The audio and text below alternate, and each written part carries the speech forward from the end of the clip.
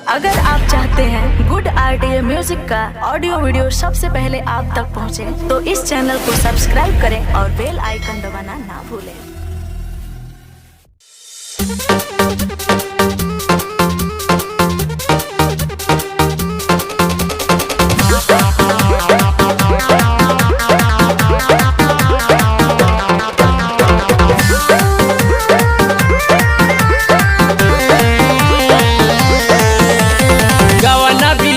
सिंगार सब भागल रहता वे हर घर लॉकडाउन लागल।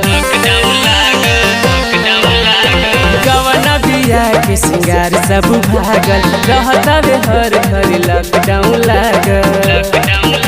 कि हमारे रही जाता में कब सारा खाली राजा जी, कि हमारे रही जाता में कब सारा खाली राजा जी।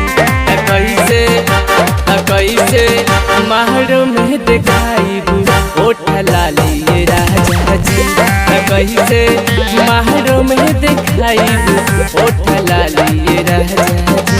अब परेशान बने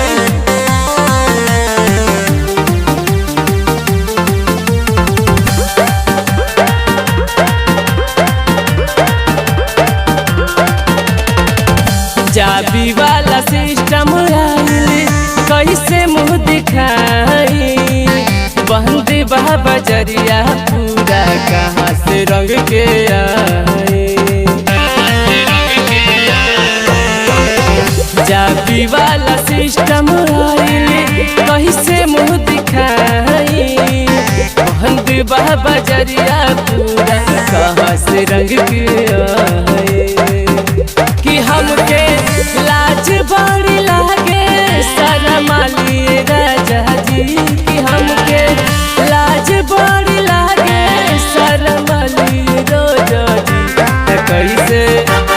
कैसे महरों में दिखाई ओठ लाली राजा जी, कैसे महरों में दिखाई ओठ लाली राजा जी।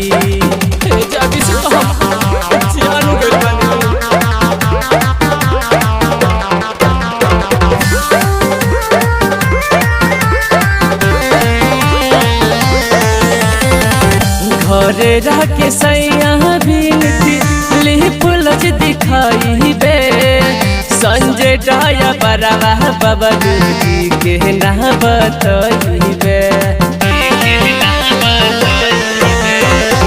घरे रह के सैया मजनू लिपुलज दिखाई बे, आरमी रसनवा मोनू जी के ना बताइबे।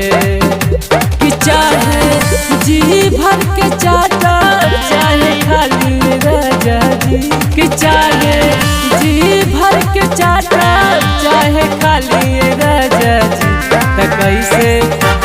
कैसे महरों में दिखाई ओठ लाली राजा जी, कैसे महरों में दिखाई ओठ लाली राजा जी। कोरोना एकदम परेशान